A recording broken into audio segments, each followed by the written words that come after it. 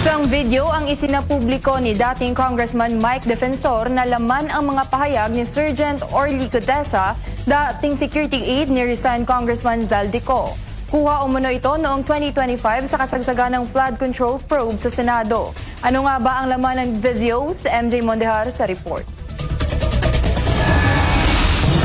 Sabihin mo anong nangyari doon para may record namin. Boses umano yan ng misis si Sergeant Orly Gutierrez mula sa video na inilabas si dating Congressman Mike Defensor sa Pandesal Forum sa Quezon City. Sa video, mistulang may pinaamin kay Gutierrez kaugnay ng kanya naging pahayag sa Senate flood control probe noon, partikular sa umano'y deliveries ng pera sa bahay ni former Speaker Martin Romualdez. Binigyan ako ng pag-araw tapos binasa ko yung statement na may mga sinigit sila na hindi matotoo na ininingi nila si Magdalena pati si Defensor kasi sinabi nila doon sa statement na pinanakuhan ako ng pera, babayaran ko at sinabi pa doon na hindi na sa inyo. Wala akong alam doon sa hindi doon sa bahay ni Romualdez. Yun ang nakalagay doon na ayaw ko dapat pirmahan.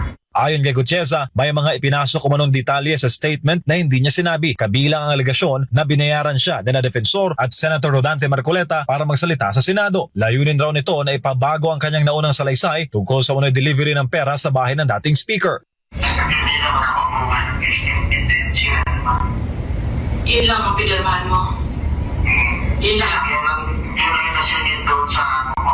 Ayon pa kay Gutierrez, hindi niya ginawa ang naturang statement at may mga bahagi lamang na isinama sa kanyang pinirmahang dokumento. Hindi rin umano ito nailabas sa publiko dahil hindi na natuloy ang presentasyon nito sa Senado. So, pinangako naman sa'yo nung una, nung binirmahan mo, hindi na ilalabas yun. Sabi nila hindi lalabas. Bakit ka ba nila binabasa? Anong sense nun? Hindi ko alam po. Bakit idadali daw sa korte para mawala na yung kaso ko. Yun yung sabi niya. Git ni Gutierrez, pinipilit umano siyang pumirma sa bagong affidavit. Sinabi rin niya na wala siyang magagawa dahil nakasalalay ang seguridad ng kanyang pamilya.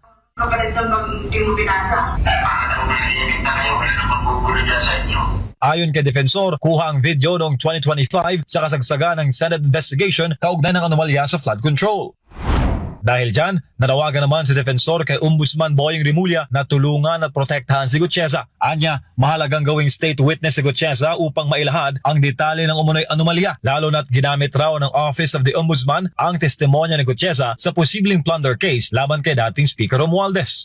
Nananawagan ako kay Ombudsman na kung maaari, within his authority, within his sphere of influence, ay maprotektahan na. Makuha si Sergeant Codesa, mapalabas na at maprotektahan siya at ang kanyang pamilya. May kopya raw si Defensor ng kasong ihahain pa ng Ombudsman laban kay Romualdez. Bukod sa testimonya ni Gutierrez, ginamit din umano ang pahayag ng 18 ex-soldiers o ang Brave 18, mga kasama ni Gutierrez sa pagdi-deliver ng mali-maletang pera sa ilang mga matataas na opisyal ng administrasyon. Ayon kay Defensor, dito raw nakumpirma ang umano'y organisadong nakawan at ang sinasabing bagsakan ng flood control kickbacks. Sa ngayon ay wala pang komento ang Ombudsman at kampo ni Romualdez sa issue. Para sa Diyos at sa Pilipinas kung mahal, MJ Mondehar, SMNI News.